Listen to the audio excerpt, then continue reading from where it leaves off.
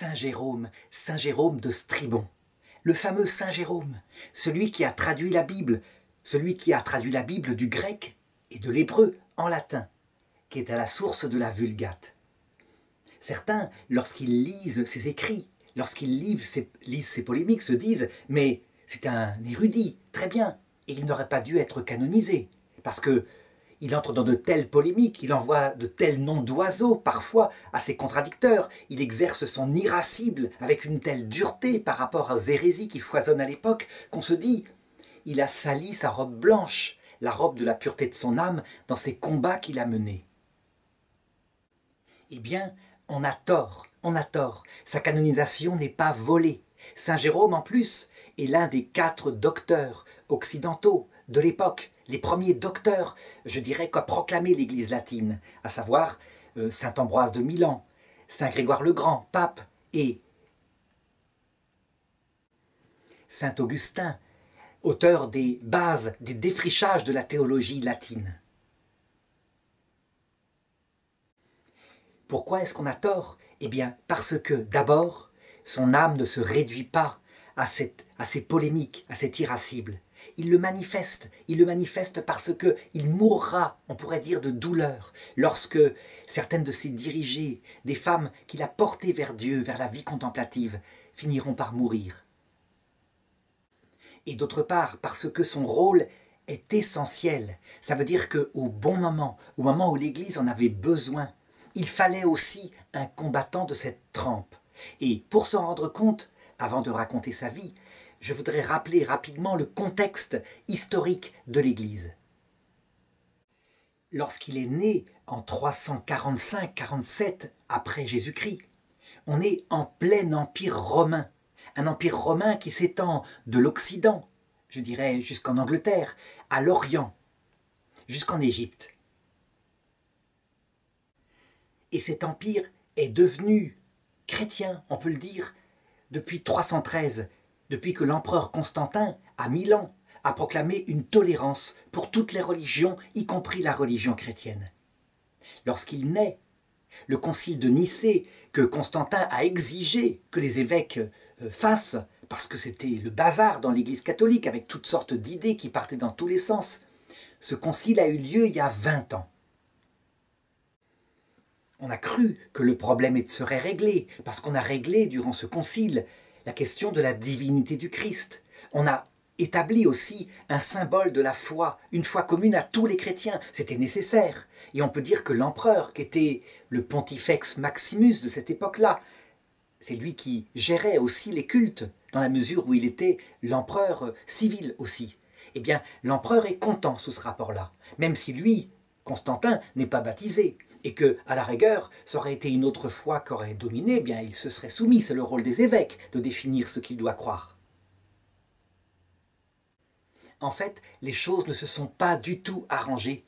D'autres polémiques sont sorties, des subtilités concernant la nature du Christ, concernant la Trinité.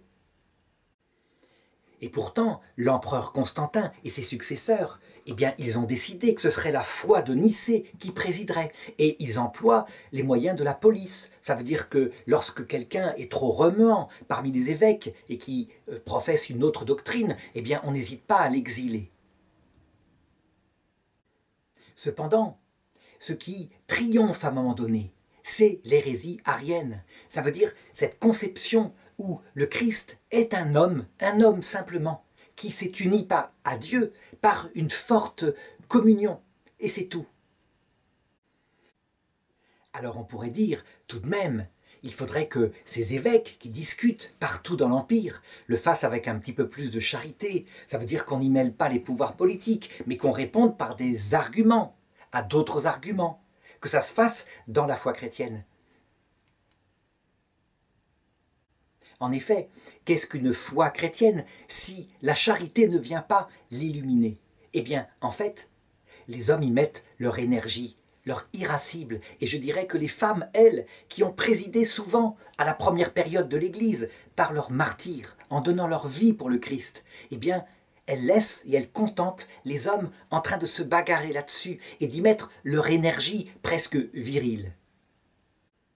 Les hommes, quant à eux, sentent bien que c'est fondamental, qu'après 3 siècles où l'Église était toute humble, toute martyrisée, toute donnée à l'amour, avec le risque de finir sous les dents des bêtes, eh bien, ils sentent bien que maintenant que l'Empire romain accepte cette religion, si jamais, sur un problème de contradiction concernant, je dirais, la théologie, si jamais ça ne va pas, eh bien cette religion mourra par elle-même parce qu'elle sera considérée comme irréaliste, illogique. Il faut donc trouver la solution.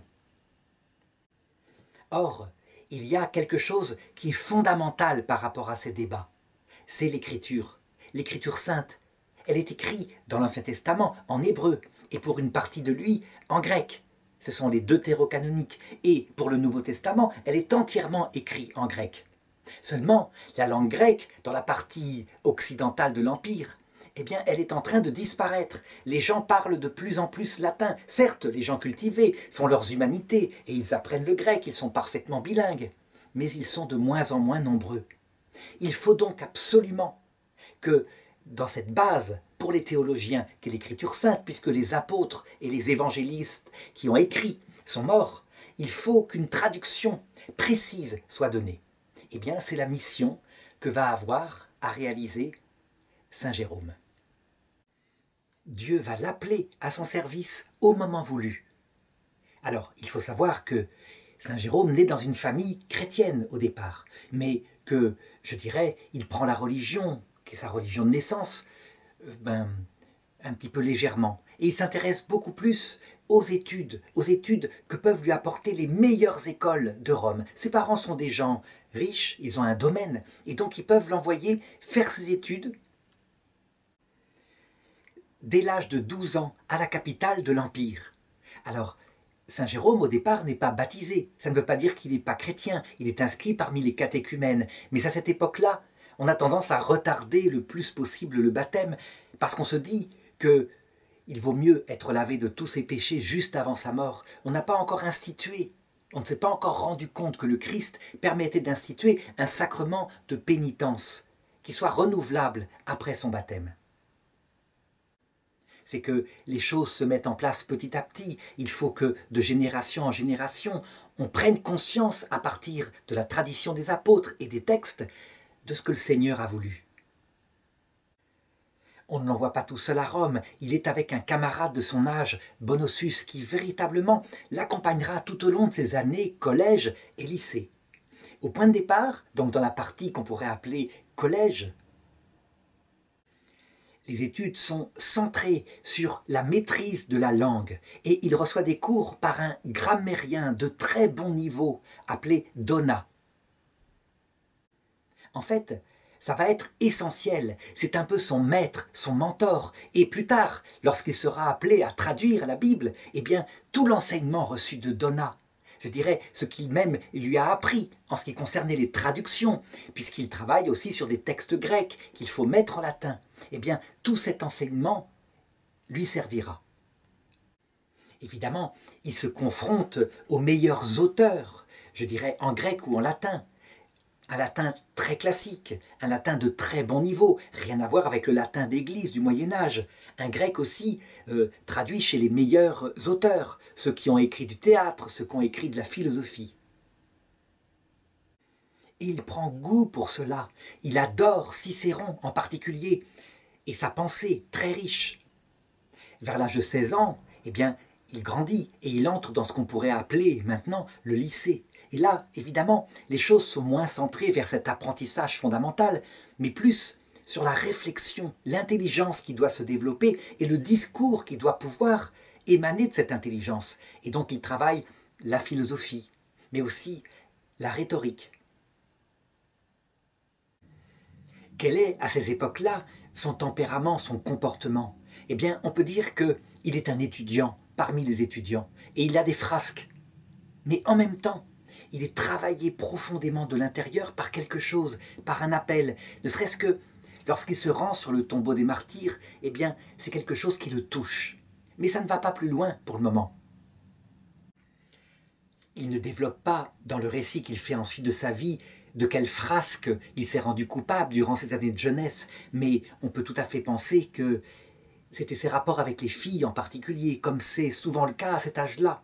En tout cas, plus tard, lorsqu'il entrera dans la vie monastique, il aura à combattre durement, je dirais, les relents de cette ancienne vie, par le retour de ses sens.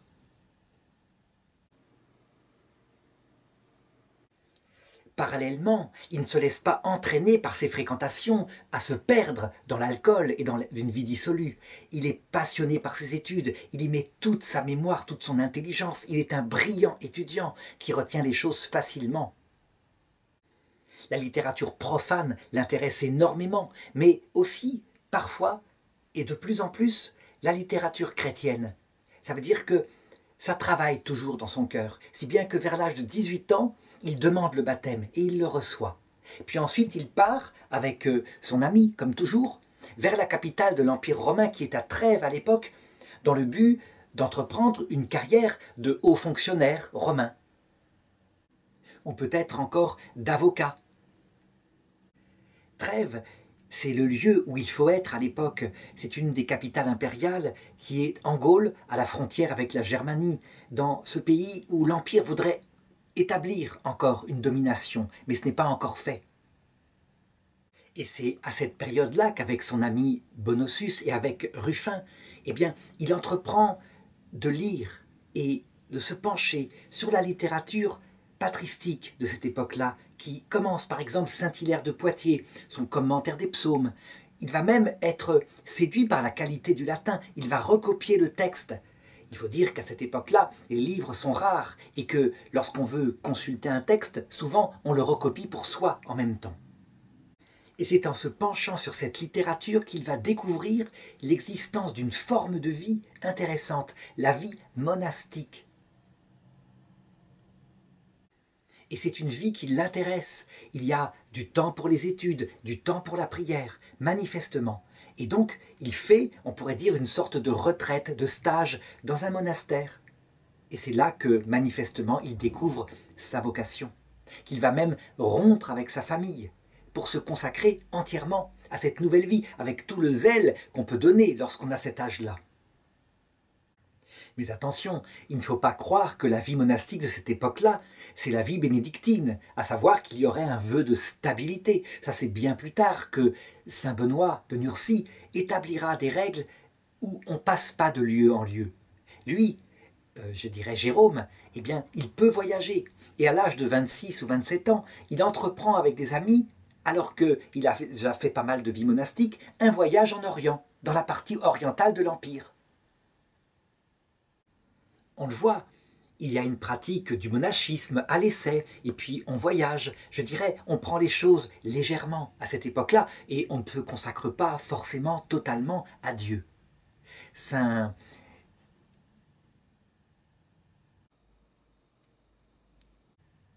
Benoît dénoncera cette vie, je dirais, gyrovague, en disant « on y attrape toutes sortes de vices ». Et il s'opposera formellement à cette idée de passer de monastère en monastère, comme le faisaient les jeunes à cette époque-là. Eh bien, c'est à son arrivée à Antioche que, on peut dire, Dieu va le rattraper, et cette fois, l'appeler à lui pour de bon.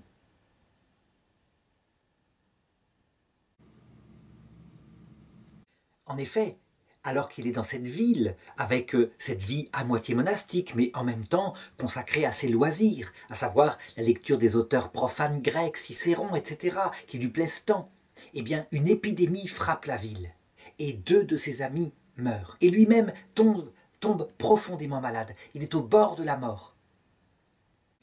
Il faut raconter alors la scène que lui-même raconte.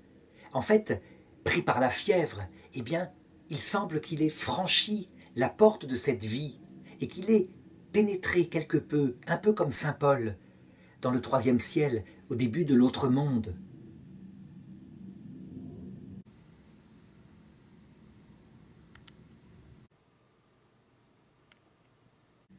Et là, il y rencontre le juge de son âme, qui se montre sévère. Il se présente, il dit « Je suis chrétien ». Et le juge lui répond « Tu mens, tu n'es pas chrétien, tu es cicéronien ». Et là, il semble qu'il ait fait l'expérience d'une sorte de vision de l'enfer, du lieu où les âmes se perdent, une vision qui va le marquer profondément, au point que, lorsqu'il se réveille, il dit « Si je guéris de cette maladie, je te le promets, Seigneur. Jamais plus je ne lirai un livre profane, je renoncerai à ce plaisir, je me consacrerai entièrement à toi et au livre saint. » Il faut, je crois, se pencher quelques secondes sur ce moment central de la vie de Saint Jérôme. En effet, la richesse à lui, sa richesse qui l'éloigne du Christ, c'est son amour pour les sciences profanes, pour Cicéron. Quand le Christ lui dit « tu n'es pas chrétien, tu es cicéronien », c'est en fait qu'il est partagé aussi avec une idole. Pour nous, habituellement, ça peut être certains plaisirs de ce monde. Et lui, son plaisir, c'est la littérature classique. C'est une division de son âme qui est exactement la même que ce qui peut arriver à n'importe qui, à savoir qu'elle n'est pas entièrement donnée à Dieu et à son prochain. Face à une âme comme la sienne qui est adonnée au plaisir, on peut dire qu'il va vivre la même expérience que fit le petit François de Fatima, ce petit garçon à qui la Sainte Vierge montra aussi l'enfer, et qui, bouleversé de la même façon que Saint Jérôme, renonça à ce qui lui faisait plaisir comme petit garçon, donc ses plaisirs à lui, d'aller poursuivre les animaux dans la forêt, de se promener, etc., pour se consacrer entièrement à Dieu. Et il dit beaucoup de chapelets avant de mourir très jeune. Il est maintenant canonisé.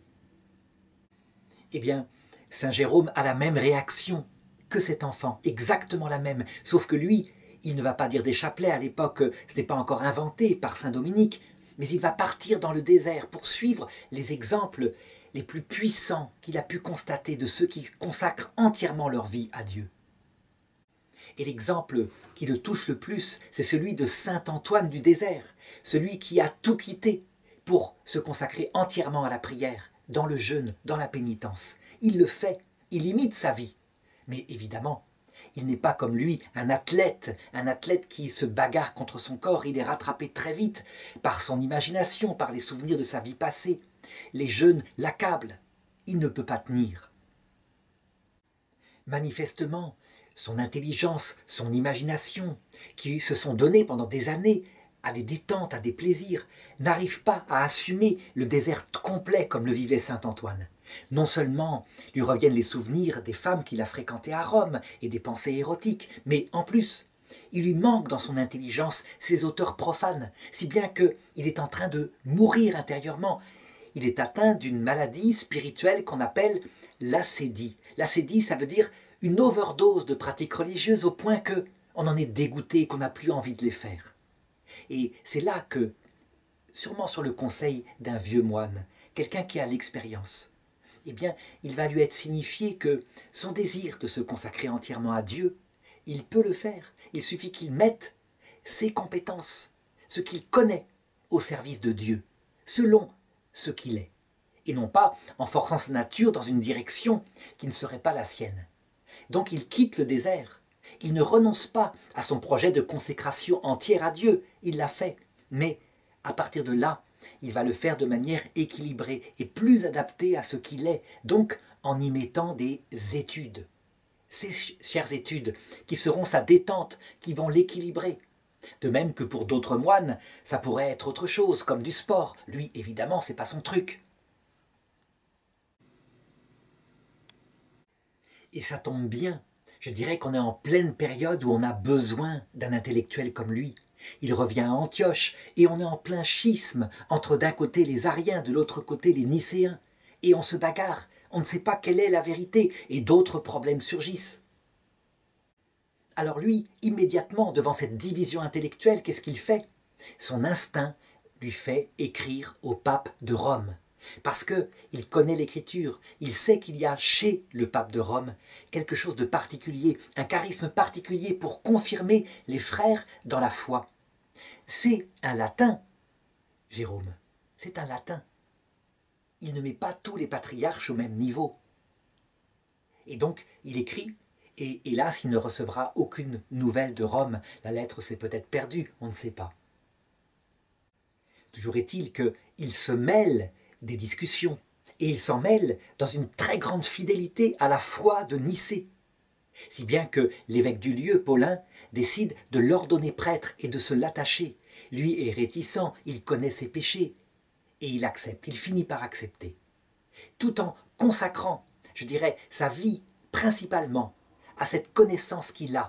C'est ce que lui demande son évêque, qu'il ne faut pas qu'il gâche les études formidables qu'il a reçues. On en a besoin, l'Église en a besoin. Eh bien, il le fait, il l'accepte, et donc il continue de lire la Bible avec intérêt. Il se met à l'école des meilleurs théologiens de l'époque, en particulier d'Apollinaire de Laodicée, mais il est capable de filtrer ce qui n'est pas conforme à la doctrine catholique, pour ne garder que l'essentiel. Il entend parler qu'à Constantinople, il y a un grand théologien qui prêche à cette époque-là. Il s'agit de Saint Grégoire le théologien. Eh bien, il part pour Constantinople et il se met pendant 3 ans à son école. Et il se met à son école, et c'est là qu'il découvre aussi les œuvres d'un certain Origène. Origène, c'est fondamental. C'est quelqu'un qui a étudié la Bible. Il l'a étudiée évidemment dans le grec, mais il a élaboré une méthode de lecture de la Bible qui est géniale. On peut dire que Origène n'est pas docteur de l'Église, mais qu'au point de vue de sa pensée, il l'est quasiment. En fait, c'est parce que, par ailleurs, il y avait dans sa pensée des hérésies manifestes, en particulier sur l'apocatastase, qui est une notion très curieuse qui dit que l'enfer ne sera pas éternel, que toutes les âmes un jour iront au paradis, ou encore quelques idées sur la réincarnation, semble-t-il. Toujours est-il que sa méthode consiste à dire qu'il faut certes se fonder sur le sens littéral de l'écriture, mais pas n'importe comment, pas n'importe comment. Il faut le faire à partir des textes dans leur origine, en connaissant le contexte. Il doit y avoir une méthode scientifique. Et il en sait quelque chose, Origène. Lui, au départ, lorsqu'il était tout jeune homme, il s'est jeté dans la lecture de l'écriture sans connaissance. Et il y avait un passage qui disait « Si ta main droite t'entraîne au péché, coupe-la. Si ton œil t'entraîne au péché, arrache-le. Il vaut mieux entrer sans sa main ou borgne au paradis plutôt que d'avoir son corps tout entier jeté dans la gehenne de feu. » Eh bien, il a pris le texte au sens littéral, et comme il était très tenté par le sexe, un sexe luxure, eh bien, il s'est tout simplement castré. Et cette erreur de jeunesse, catastrophique évidemment, il le comprendra plus tard. Pour éviter de la faire, il faut comprendre que certains textes qui sont en fait en grec, mais qui sont issus de l'araméen, peuvent employer des tournures de phrases qui sont métaphoriques, qu'il faut prendre comme des images. Comme aurait dit La Fontaine à une autre époque, cette leçon valait bien un fromage. Il n'empêche que cette leçon-là, eh bien, Saint Jérôme l'a fait sienne, et il comprend à l'école d'Origène que le sens littéral est fondamental. Il faut s'y pencher avec sérieux, selon des méthodes que lui a appris, les méthodes de son grammairien Donat, mais qu'il faut aussi écouter les sens spirituels de l'écriture, parce que l'écriture n'a pas que des auteurs humains avec leur tournure de phrases. L'écriture a un auteur principal qui est Dieu, et le but, ce n'est pas l'auteur humain. Le but, c'est de comprendre le sens profond, spirituel. Donc il va établir, je dirais, cet équilibre dans son esprit, cet équilibre entre le sens littéral et les sens spirituels qui, d'après Origène, sont principalement au nombre de 3, à savoir un sens allégorique. Tout dans l'écriture parle du Christ, mais aussi de notre âme, mais aussi, je dirais, des saints, de l'Église, sous forme d'images. Pour prendre un exemple, si un texte comme le chapitre 12 de l'Apocalypse parle d'une femme, un signe grandiose, une femme revêtue du soleil, et elle est dans les douleurs de l'enfantement, eh bien, il va dire, cette femme, c'est l'âme du Christ, à l'agonie, à la croix. Mais cette femme, c'est aussi notre âme à nous, à l'agonie, à la croix, notre âme qui est en train d'accoucher vers la vie éternelle. Et cette âme, c'est aussi l'Église, et c'est aussi l'humanité. Mais c'est aussi la Vierge Marie. Donc, des sens allégoriques, il y en a plusieurs. Et il faut les chercher parce que c'est le sens que Dieu met. D'autre part, il développe dans l'écriture un sens qu'on pourrait qualifier de moral. Ça veut dire que l'écriture enseigne comment faire pour aller au ciel? Comment se comporter pour aller au ciel? Eh bien c'est pareil, il faut chercher le sens moral des choses. Par exemple, quand Jésus dit que la loi de Moïse, rien de ce qui est de la loi de Moïse n'est abandonné, tout est accompli. Pas un seul point sur le i. Et donc, quand on lit la loi de Moïse avec des interdits alimentaires, comme par exemple l'interdit de manger du porc, eh bien, il faut trouver le sens moral que c'est devenu dans le Nouveau Testament. Et c'est manifeste. Qu'est-ce que symbolise le porc? Eh bien, l'interdit du porc au niveau alimentaire devient l'interdit du comportement, je dirais, porcin. Ça veut dire luxure, goinfrerie, etc. Enfin, troisième sens spirituel de l'écriture, c'est le sens anagogique. Autrement dit, ce qui se passe après la mort, l'eschatologie, le sens eschatologique de l'écriture. Ça veut dire tout dans l'écriture annonce ce que nous vivrons à l'heure de notre mort, dans l'autre monde et dans l'éternité. Évidemment, il faut rechercher ce sens-là partout. Il n'y est pas forcément dans tous les textes sans exception, mais un exemple, quand le peuple hébreu quitte l'Égypte, passe à travers le désert et entre ensuite, au bout de 40 ans dans le désert, dans l'autre monde. C'est manifestement, au sens eschatologique, notre destin. Nous sommes en Égypte actuellement, c'est-à-dire dans un monde où on se nourrit, mais en même temps on est esclave de son corps, de lois qu'on ne contrôle pas. Et le désert, entre l'Égypte et nous, c'est le passage de la mort, évidemment. Un passage qui doit être normalement très court, mais qui peut se prolonger pour certaines âmes. Et lorsqu'on franchit le Jourdain, on entre dans le pays de l'autre monde, ce pays où on vivra éternellement, mais où il y a encore des conquêtes à faire, que tout n'est pas terminé, que Dieu nous livre, je dirais, ce pays, mais qu'on doit y purifier notre cœur. Avec la puissance de Dieu, et si on se soumet à sa volonté, les choses vont vite, et la ville de Jéricho, qui signifie, je dirais, les restes d'orgueil en nous, eh bien, la ville de Jéricho tombe vite au pouvoir de Dieu et son cœur devient prêt à entrer ensuite en possession du royaume, donc de la vision béatifique. Alors, c'est très bien tous ces sens profonds, ils sont magnifiques, mais on le voit, ils sont un peu parfois des sens poétiques. Ça veut dire qu'on les découvre avec un excès d'amour. Et je peux dire que Saint Jérôme, grâce à sa formation grammairienne, sa formation aux auteurs grecs, sa formation à la traduction, se rend compte que si on ne fonde pas solidement le sens littéral, le premier sens, eh bien on peut partir dans n'importe quoi. Il faut la rigueur du sens littéral, alors fondé dessus, eh bien la poésie, l'amour, le cœur pourra découvrir les sens spirituels que Dieu y a inspirés. Eh bien, Saint Jérôme, il se remplit de ses connaissances, il forme son intelligence et lui, il ne cesse pas de lire en grec, Origène, mais il le traduit en même temps en latin. Il le fait. Son travail de traduction est perpétuel.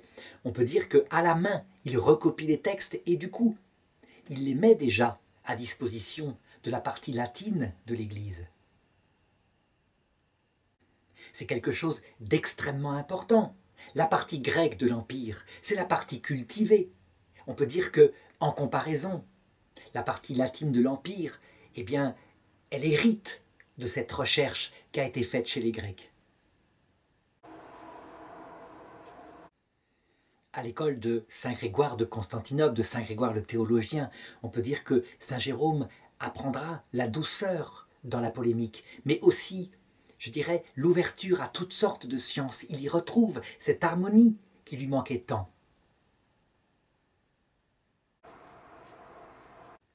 Mais il voit aussi les polémiques qui enflent partout, les divisions, les déchirures dans l'Église d'Orient. Si bien que quand Saint Grégoire va démissionner, eh bien, rappelé par son évêque, l'évêque d'Antioche, Paulin, il va accepter de partir avec lui vers Rome, auprès du pape Damase. Il a alors 35 ans, il voyage donc vers Rome, et là, tout de suite, le pape le remarque, il remarque sa grande érudition, et il a l'intelligence de mettre au service de l'Église sa grande érudition en lui demandant tout simplement de réviser les traductions latines qu'il y avait à l'époque des évangiles écrits en grec à partir des textes originaux grecs, donc de mettre ses talents de traducteur au service de l'écriture.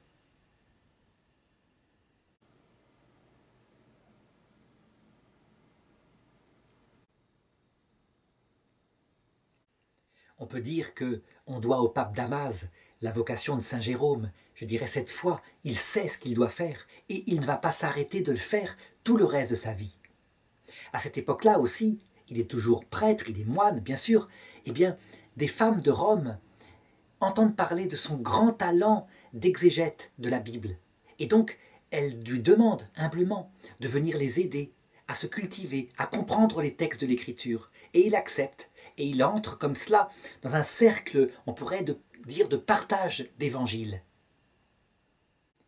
C'est organisé en particulier autour d'une femme de la grande noblesse, la future sainte Marcelle, qui possède un palais du côté de l'Aventin.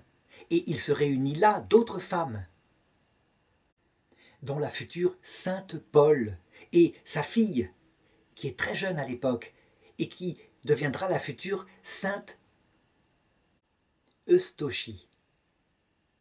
Eh bien, non seulement il les forme intellectuellement à la connaissance de l'écriture, mais en même temps, très vite, il devient leur père spirituel. Ça veut dire qu'il leur donne des conseils pour qu'elles approfondissent leur relation au Seigneur, que leur prière se développe. Et certaines d'entre elles, dont Eustochie, le suivront toute leur vie dans la vie monastique. Je voudrais insister un petit peu sur cette direction spirituelle qu'il va entreprendre avec la petite Eustochie, qui est toute adolescente à cette époque-là. On peut dire qu'il s'attache à former son âme. Elle est fille d'une veuve, la future sainte Paula, et elle voudrait consacrer sa vie à Dieu. Eh bien, par un traité qu'il écrit sur la virginité consacrée, il défend cette forme de vie, ce qui, je le dis, lui attire des ennuis dans certaines familles patriciennes, où on veut que les filles obéissent à leur père et se marient sur leur ordre. On le sait, c'est un sujet récurrent dans l'Empire avant même qu'il soit chrétien, et beaucoup de jeunes filles, comme Sainte Lucie, Sainte Agnès, Sainte Cécile, c'est parce qu'on a voulu les marier de force alors qu'elles voulaient consacrer leur virginité à Dieu que souvent elles ont connu le martyre. Eh bien, Eustochie a ce rêve de vie monastique et Saint Jérôme se fait défenseur de cela. Et non seulement il le fait par ce traité, qui aura donc un impact chez les pères, les pater familias de l'époque, lui attirant des ennuis, mais il se met aussi au service de son âme comme son directeur spirituel. Il sait ce que c'est que les dangers de l'adolescence, il connaît aussi les jeunes filles et il lui écrit de se préserver par exemple du vin. Vin de jeunesse, double fournaise de volupté, pourquoi jeter de l'huile sur le feu? Pourquoi à ce jeune corps ardent fournir l'aliment de ses propres flammes? Évidemment, elle se bat elle-même contre ses propres voluptés, son désir de faire la fête, et son âme, elle voudrait se consacrer à Dieu. Eh bien, il lui indique comment vaincre ces obstacles, en particulier par la pensée perpétuelle du ciel, de la brièveté de cette vie et de la vie éternelle qui nous attend. En fait, comme toujours, c'est en fondant les choses sur sa foi profonde, formée sur son espérance théologale, alors la charité, elle est bordée, elle est solidement confortée pour durer, pour persévérer malgré les tentations de l'adolescence. Et il le dit, rien n'est dur à celui qui aime, à qui désire, nul effort n'est difficile. Chaque fois que dans le monde tu remarqueras quelque objet dont la volupté t'attire, eh bien, mets ton esprit au paradis. Commence à penser que ta vie y sera. Et alors, le désir des choses terrestres disparaîtra. On voit à travers ces conseils la qualité extrême, je dirais, de sa direction spirituelle. Et il est vrai que la charité, sans espérance, c'est comme un amour qui s'endormirait sur ses lauriers, comme une vierge, je dirais, qui s'ensommeillerait alors que l'époux doit venir. Non pas que l'époux ne soit pas là déjà par sa présence dans la prière, mais tout de même, nous sommes faits pour le voir face à face. Et donc l'espérance est ce qui donne la solidité à cette charité qui doit durer toute une vie Et il parle ici à une jeune adolescente qui veut se consacrer à Dieu. Évidemment, je dirais, cet attachement qu'il a à la vie monastique lui attirera parfois des ennuis parce que il l'exalte tellement, il montre tellement dans ses écrits la supériorité de la consécration à Dieu totale dans la virginité par rapport au mariage, que certains lui reprocheront, je dirais, de relativiser l'importance du mariage, qui est une vraie vocation chrétienne dont saint Paul dit qu'il a élevé le Christ au rang de sacrement. On peut dire que cette polémique sur quelle est la plus grande des formes de vie, eh bien, elle parcourra tout le Moyen-Âge et elle est fondée sur ces écrits de saint Jérôme. Et on peut dire que saint Thomas d'Aquin la réglera en disant « En soi, abstraitement, la vie monastique est une plus grande vocation que le mariage, puisque tous les moyens sont directement et explicitement ordonnés à l'amour de Dieu. Mais quant à ce qu'on est soi, selon sa sensibilité, il arrive que la vie monastique soit un chemin de perdition, et il faut trouver la vocation qui corresponde à son chemin de vie. Et très souvent, c'est la vocation de mariage, où certes, les moyens ne sont pas directement tous ordonnés à Dieu, mais où on peut faire de ce mariage avec la grâce de Dieu une vie entièrement ordonnée à Dieu, à travers l'amour de son conjoint, l'amour de ses enfants, son devoir quotidien. Parallèlement à cette activité spirituelle, eh bien, dans la journée, il est au service du pape Damas. Et le concile de Rome en 382, qui essaye de régler cette division de l'église d'Antioche, eh bien, il en est quelque part le secrétaire. Il donne aussi au pape des conseils concernant l'écriture. Sa connaissance parfaite du grec et du latin, et puis les traductions qu'il a déjà faites lorsqu'il était auprès de saint Grégoire de Nazianze, donc à Constantinople, eh bien, tout ça, il l'a apporté avec lui. Parce qu'il y a une chose que je n'ai pas dite concernant son séjour à Constantinople. Là-bas, il s'est mis aussi à l'hébreu. Grâce à un savant juif, il a commencé même à traduire, de par les compétences qu'il a acquises, certains livres de l'Ancien Testament hébreu, le livre d'Abdias par exemple. Ça, c'est une corde qu'il a ajoutée à son arc, on pourrait le dire, toujours à cause de son idée qu'il faut toujours partir du texte original, que la traduction d'une traduction, c'est une perte en ligne. On peut dire que, des siècles plus tard, la petite sainte Thérèse de l'Enfant Jésus confirmera cette intuition elle-même en disant « Si j'avais pu être un traducteur comme saint Jérôme, à quel point je serais allé voir les textes originaux, afin d'en donner la meilleure traduction. » Eh bien, c'est ce à quoi le pape le consacre. Et l'ancienne Vulgate, eh bien, peu à peu, va être remplacée par une nouvelle traduction de la Bible en latin, la nouvelle Vulgate, que l'on doit à saint Jérôme.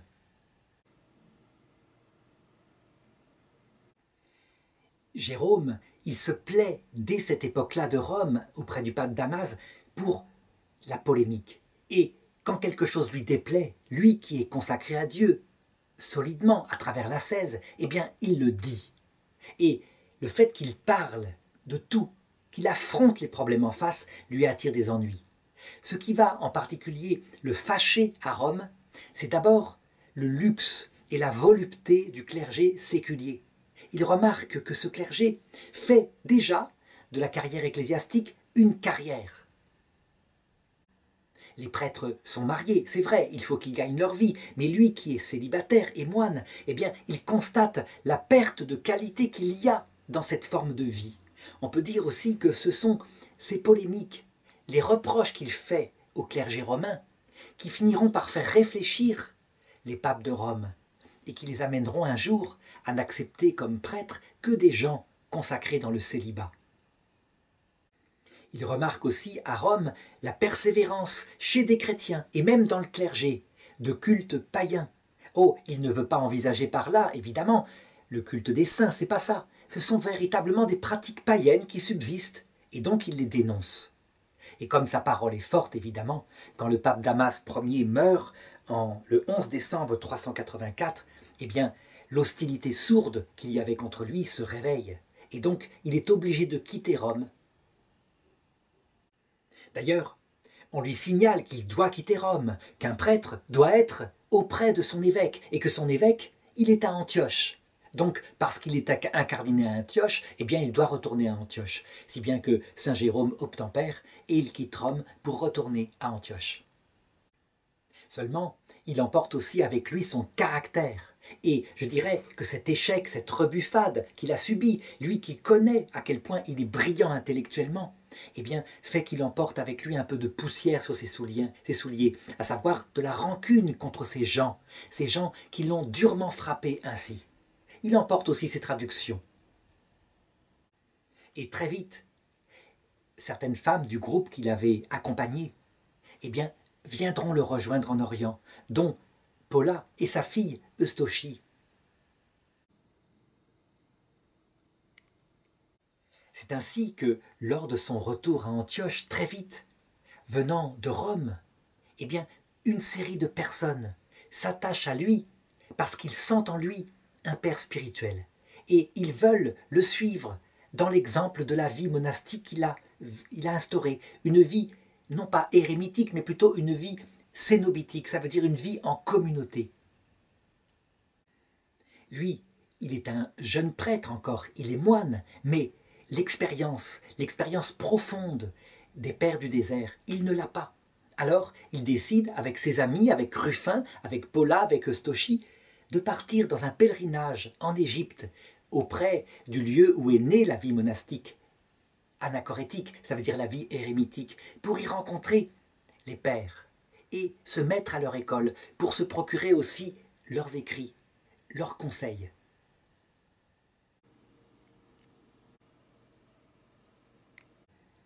Il revient de ce pèlerinage, il a acquis suffisamment de connaissances grâce à sa brillante intelligence, et il s'installe avec ce petit groupe à Bethléem, auprès de l'endroit de la Nativité.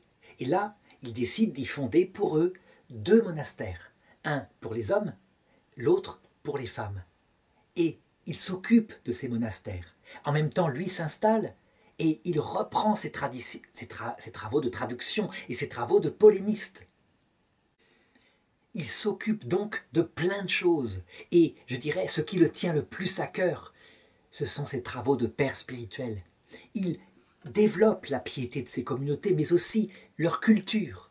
Il écrit pour eux des vies de saints qu'il a repérées, afin qu'ils leur servent d'exemple, comme par exemple saint Paul de Thèbes, saint Hilarion, saint Malle, etc. Il y met aussi dedans tout l'enseignement de sa propre sagesse. Chaque jour, il passe dans les monastères et il donne des enseignements concernant l'écriture sainte parce qu'il considère qu'il faut développer son intelligence, il faut se cultiver. Cela fait partie du travail nécessaire d'un chrétien.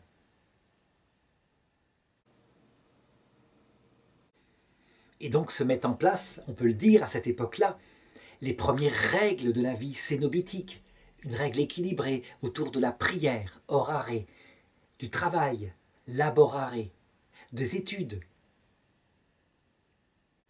d'un rythme régulier, de moments de détente, bref, des choses qui seront reprises ultimement par saint Benoît pour fonder la règle occidentale la plus équilibrée, celle qui est à la base, on peut le dire, en Occident, de toute la vie monastique.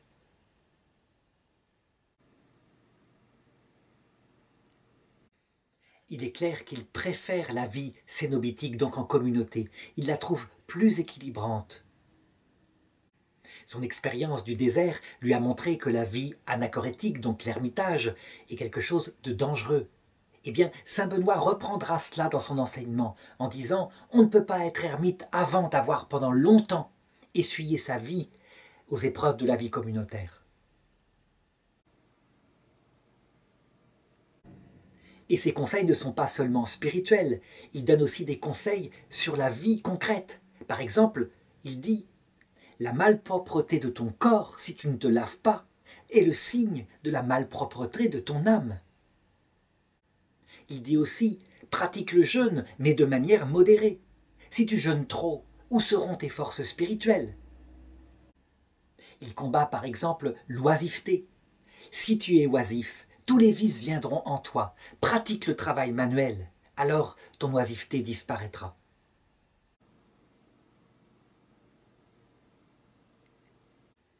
Il donne aussi des maximes liées, je dirais, à cette vie qu'il encourage. Le Christ est nu, suis le nu. C'est difficile, c'est grandiose, mais magnifique en est la récompense. Il indique par là le détachement qu'il faut avoir des choses de ce monde, bien évidemment. Durant les 34 années qui lui restent à vivre auprès de ces monastères de Bethléem, eh bien, il va exercer donc ces 3 activités, tout le temps, efficacement, énergiquement. Père abbé de son monastère, directeur spirituel d'une part, deuxièmement, traducteur de l'écriture et d'autres choses, il passe son temps à cela sans jamais s'arrêter. Et troisièmement, théologien et, je dirais, apologète, il envoie ses traits partout, face aux hérésies, face aux erreurs, il les dénonce, il met le doigt sur la plaie. Et c'est de là que vient la fameuse réputation qu'il a d'homme, je dirais, qui n'hésite pas à insulter, je dirais, un adversaire manifestement trop récalcitrant. On peut donc dire que c'est grâce à cette humiliation du clergé de Rome qu'il l'a chassé, qui a méprisé sa connaissance, qui l'a laissé blessé quelque part, que son œuvre immense est venue. S'il était resté à Rome, probablement aurait-il été évêque, un évêque comme les autres dans les activités pastorales.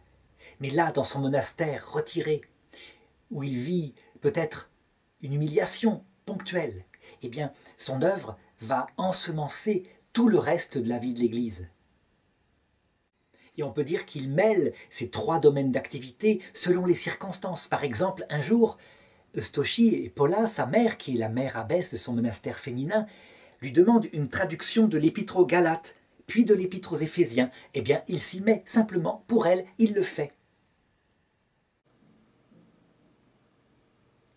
Parallèlement, il continue de travailler sa connaissance de l'hébreu avec des maîtres juifs qui viennent l'aider.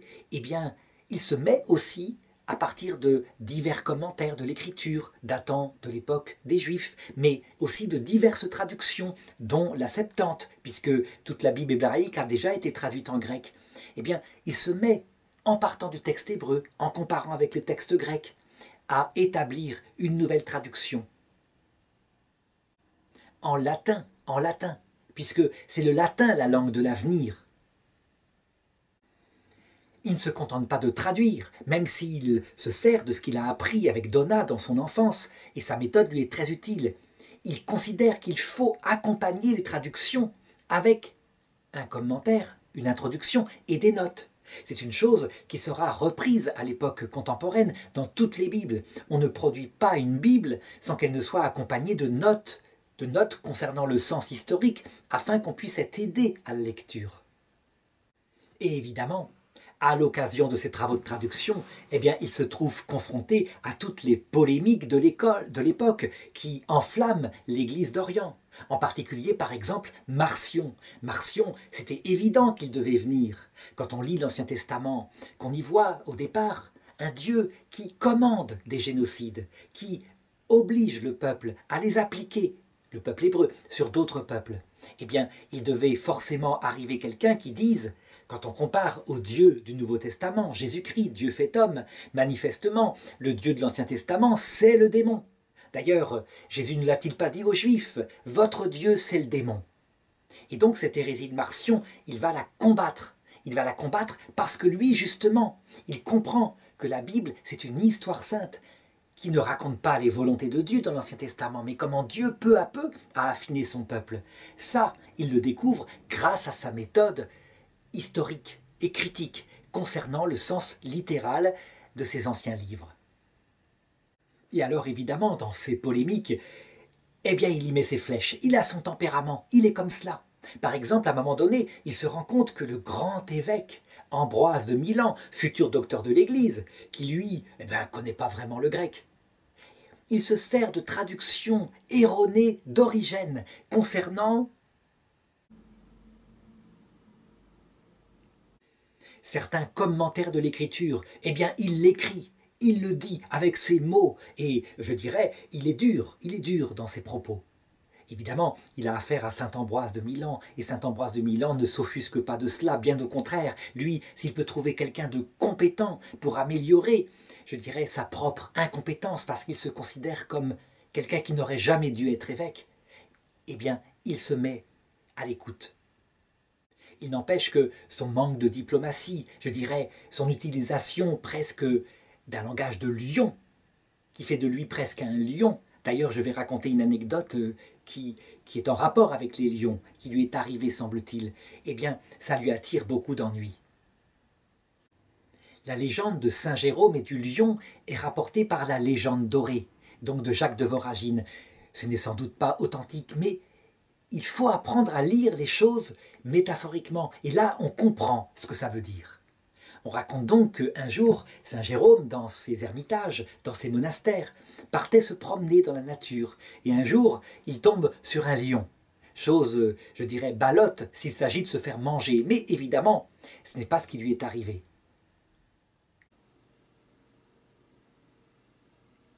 Il constate que le lion est là, tout malheureux, et qu'il le regarde avec de bons yeux. En fait, il se rend compte qu'il a dans la patte une épine profondément plantée. Alors il s'approche du maître lion très délicatement et il lui retire l'épine. Si bien que ce lion, loin de le fuir après et loin de le manger, s'attachera à lui.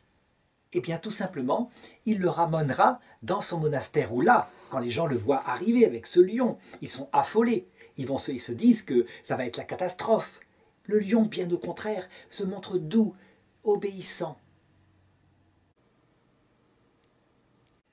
Il se montre tellement gentil aux ordres de Saint Jérôme que les moines décident tout simplement de mettre à sa garde l'âne de la communauté, afin qu'il ne soit pas lui-même dévoré par un autre lion. Et le lion s'en acquitte.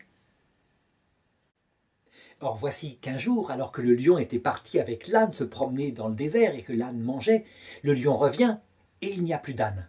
Et là, les moines se disent, manifestement, il a mangé l'âne.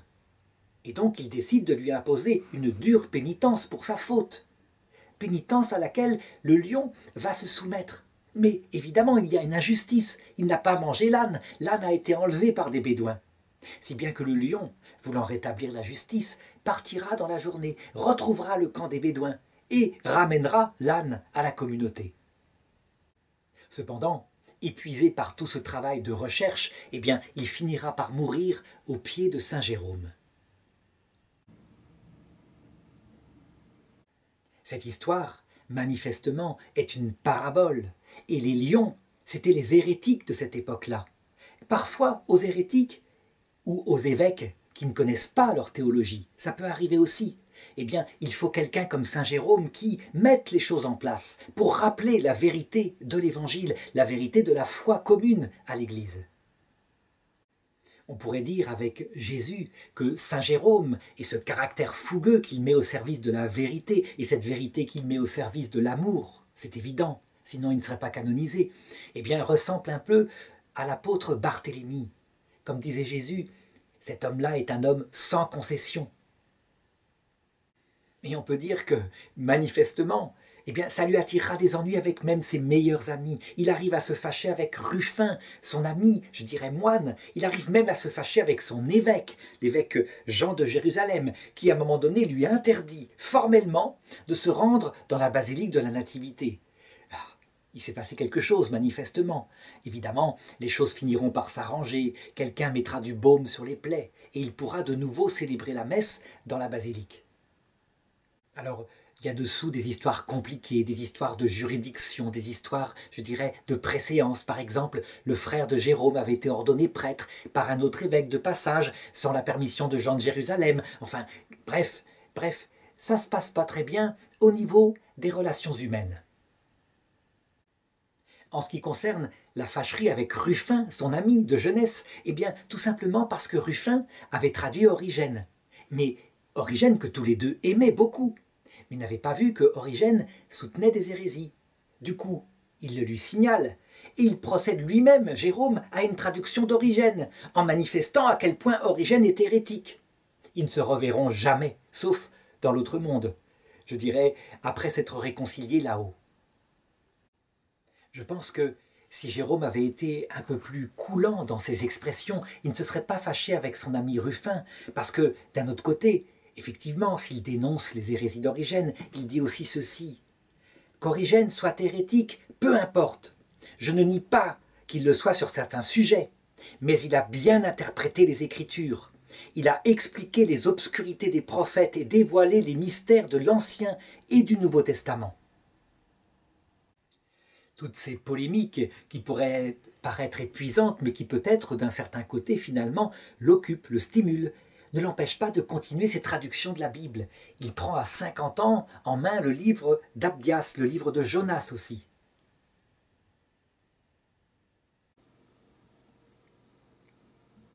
Toujours avec cette même méthode qui met en parallèle les écrits originaux en hébreu, la traduction des Septante, les diverses traductions, les commentaires, etc. C'est donc un travail de défricheur qu'il fait, et comme il défriche, qu'il est en terrain nouveau, eh bien, parfois, il se repent d'opinions qu'il avait dans sa jeunesse. Il écrit par exemple « Je dois me faire pardonner d'avoir, dans mon adolescence, poussé l'amour et le goût des saintes écritures, interprété allégoriquement le prophète Abdias, alors que je ne connaissais rien du sens historique lié à ce prophète. » On peut dire que ces repentirs-là sont essentiels, eux aussi. Ça veut dire qu'il estime qu'on ne peut pas faire dire n'importe quoi à l'écriture. La poésie, ça va bien, mais en se fondant, dira plus tard saint Thomas d'Aquin, toujours sur le sens littéral. Il écrit, à un moment donné, dans sa traduction du prophète Isaïe, « L'interprétation spirituelle doit rester conforme à la vérité historique, dont l'ignorance fait tomber beaucoup d'interprètes dans l'aveuglement. » Il aura même, à cet égard, à propos de ce commentaire d'Isaïe, une chose précise, il dira « Ignorer les Écritures, c'est ignorer le Christ. » On peut dire que l'exégèse moderne historico-critique l'aurait beaucoup intéressé, mais il ne serait pas tombé dans le travers actuel, à savoir une telle recherche du sens littéral qu'on en oublie l'essence spirituelle. Les sens spirituels sont essentiels. Et donc, on pourrait dire que, un peu comme un arbre est secoué à droite et à gauche, quelquefois on insiste trop sur le sens spirituel et on n'est pas fondé assez sur le sens littéral, mais d'autres fois on est tellement passionné par le sens littéral qu'on en oublie le sens spirituel et donc que la parole de Dieu ne nourrit plus l'âme. Au-delà de ces problèmes de tempérament et de personne, il y a aussi à cette époque-là des saints profondément saints qui regardent les travaux de saint Jérôme, plus que, je dirais, les mots parfois blessants qu'il envoie. Je pense par exemple à saint Augustin. Saint Augustin, à l'époque, il n'est pas encore connu, et il décide d'écrire à saint Jérôme pour lui demander quelques conseils concernant l'écriture. Eh bien, il ne reçoit pas de réponse. Saint Jérôme ne daigne pas lui répondre, sans doute parce que, eh bien, c'est un évêque local, et que ça ne vaut pas vraiment le coup. Mais quand il comprendra qu'en fait, saint Augustin est une lumière, que sa théologie apporte énormément de choses, alors il commencera une correspondance avec lui qui sera très fructueuse. Il lui apportera sa compétence, et saint Augustin, lui aussi, développera dans sa compétence, qui est plutôt la théologie, une œuvre de défrichage.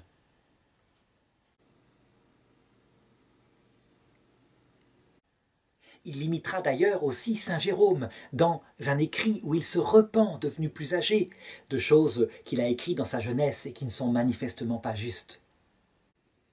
Il entrera en particulier avec lui de plein pied dans la querelle contre Pélage. C'est un autre problème de théologie. Pélage disait qu'on pouvait, par la seule force de sa volonté, acquérir le salut éternel. Que c'était une question de volonté. Pélage finalement s'appuyait sur une philosophie à la mode à l'époque, le stoïcisme, donc celle des hommes forts.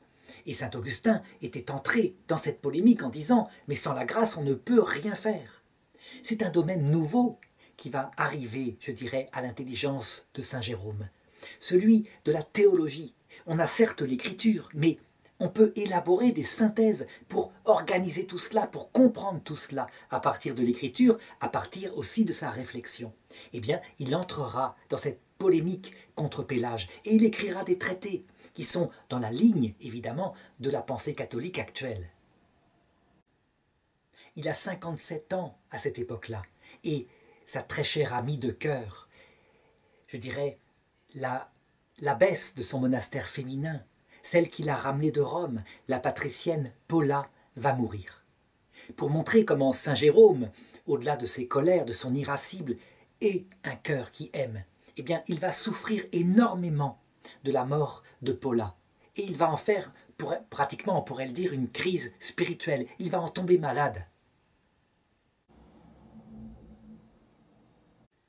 Il aura beaucoup de mal à se remettre à travailler. Cependant, il se reprend, il se remet au travail. Et c'est le travail qui, on peut le dire, le sauvera de ces pensées qu'il a par rapport à cette absence. On peut remarquer que c'est ainsi des grands hommes de Dieu, des hommes particulièrement virils comme Saint Jérôme, ont souvent dans leur entourage une femme qui est là pour les rapprocher de l'essentiel, une femme qui exerce son sacerdoce spirituel auprès de lui et qui lui rappelle sans cesse que les polémiques ça va bien, mais que le seul but c'est l'amour de Dieu, l'amour du prochain. En 406, donc presque à 60 ans, une nouvelle polémique entre dans sa vie. Il s'agit cette fois d'un prêtre appelé Vigilance et qui proclame à qui veut l'entendre que le culte des saints, c'est une abomination idolâtrique. On reconnaît là la pensée qui apparaîtra, qui reviendra à la mode au XVIe siècle avec la réforme protestante et surtout Calvin. Parce que Luther n'était pas comme cela. Eh bien, il écrit les choses pour les mettre en place et pour bien indiquer que les saints sont les amis de Dieu et que donc ce culte-là, qui est un honneur rendu à eux, vient du fait qu'ils exercent sur nous une paternité, une maternité spirituelle réelle, qui sont dans la communion avec nous depuis le ciel et qu'ils nous aident.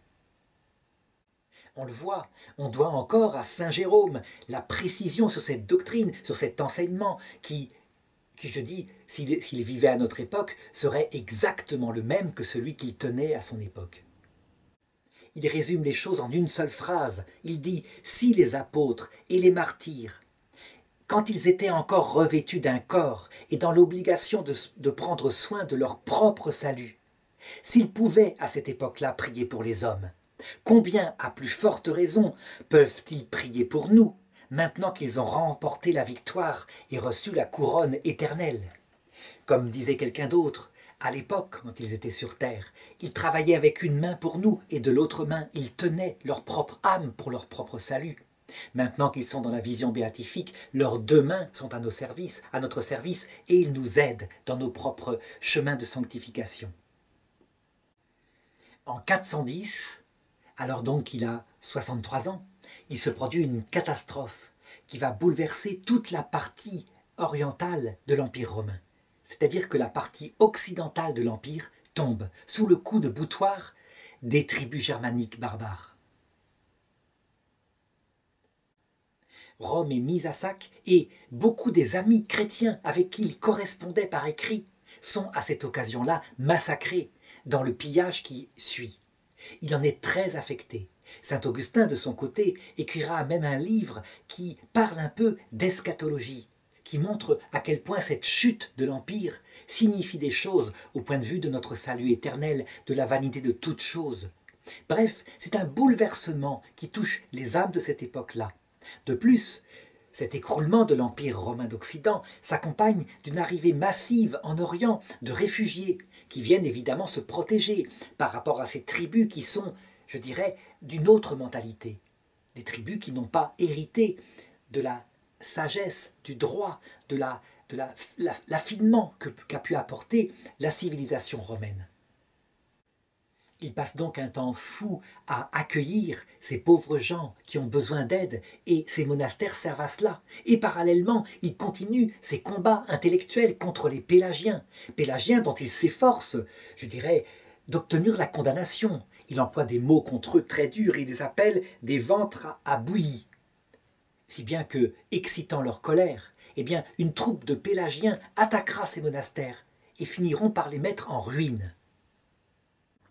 Il y aura même dans cette attaque un diacre qui sera tué. Il sera obligé de se réfugier avec les moines dans une partie fortifiée dans des tours.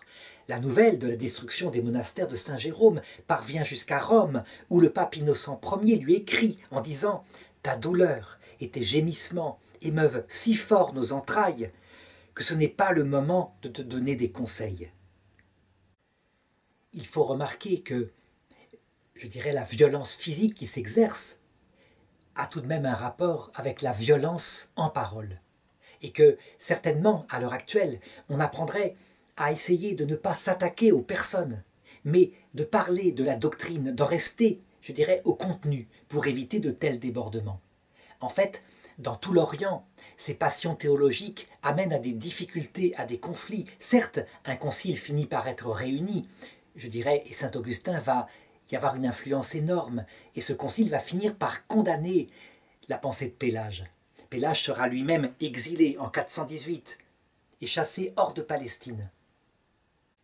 Ce sera, on peut le dire, une certaine victoire finale, une victoire sur, je dirais, une revanche sur ce qu'il avait fait avec ses partisans. Il n'empêche que, quand ça se produira, eh bien Jérôme est devenu une personne très âgée, et il va être frappé, pour sa propre purification sans doute, par un dernier malheur, à savoir que sa fille spirituelle, Eutochie, elle-même, meurt à cette époque-là. Et il l'écrit dans une lettre, il dit « la dormition parce qu'il sait qu'elle est au ciel, la dormition soudaine de la sainte et vénérable Eustochie m'a laissé tout à fait brisé et a changé presque ma manière de vivre. La vivacité d'esprit et les forces corporelles m'ont totalement abandonné. » Ce qui est certain, c'est que, comme il le peut, il continue du maximum ses traductions. Il les continue jusqu'à sa mort, qui a lieu sans doute le 30 septembre 419. Et il est enterré à Bethléem. On ne retrouvera pas sa dépouille. Une légende dit que, lors des croisades, eh bien, ses restes auraient été ramenés et seraient actuellement enterrés dans la basilique Sainte-Marie Majeure à Rome. On n'en sait rien, on n'a pas fait des fouilles pour les retrouver, peut-être que c'est vrai. Ce qui est certain, c'est que saint Jérôme laisse derrière lui un héritage majeur. D'abord, évidemment, la traduction partielle, certes, et imparfaite de la Vulgate, elle sera reprise ensuite par d'autres traducteurs, mais tout de même, c'est en latin une œuvre fondamentale. D'autre part, ces œuvres polémiques qui défendent solidement la foi catholique, je dirais qu'on ne trouve pas dans ces écrits quelque chose qui soit actuellement rejeté par l'Église. Est-ce qu'il aurait dû être canonisé comme il l'a été, étant donné le ton violent qu'il y a très souvent dans ces œuvres théologiques et polémiques? C'est une question qui se pose, mais en réalité, on doit comprendre qu'il y a un juste milieu en tout, y compris dans l'usage de la douceur, lorsqu'on est confronté à des gens qui polémiquent et qui ne cèdent pas, ce qu'on appelle des hérésiarques. L'hérésiarque, c'est une attitude intérieure qui, lorsqu'on a discuté, débattu calmement, paisiblement de certaines choses, obstinément revient à sa panoplie, à son idée, alors que l'argumentation a été donnée. À un moment donné, il est certain qu'il peut intervenir parfois une sainte colère. Et je dirais que l'exemple de saint Jérôme est tout à fait d'actualité. Je fais cette vidéo en 2017. Eh bien, si on cherche sur Internet, on trouvera une affaire fabuleuse. À savoir qu'en Belgique, un ordre religieux s'occupant de personnes handicapées et dont beaucoup de membres étaient des laïcs qui s'étaient introduits dans le conseil d'administration, un ordre religieux pontifical, où il n'y a plus assez de frères pour porter leur voix, décide de voter, à l'unanimité presque, sauf les 3 frères, de voter que les malades pourront être euthanasiés.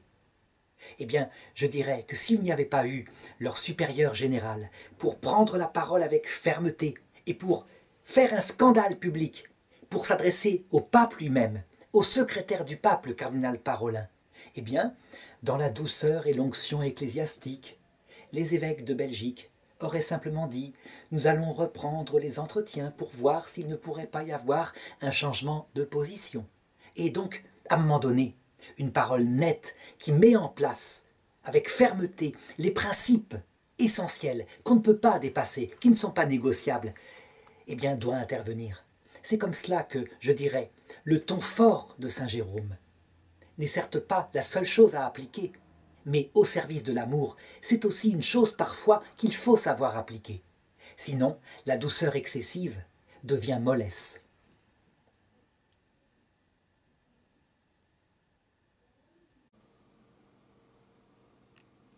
Alors évidemment, en échange, on peut dire que le Seigneur s'est vengé de saint Jérôme, à savoir que là où il est, au ciel, eh bien, il est devenu le patron des archéologues, des archivistes, des bibliothécaires, des traducteurs, des étudiants, des écoles, bref, de toute une série d'activités intellectuelles, lui qui mettait son cœur plutôt dans la direction spirituelle des âmes qui marchent vers Dieu.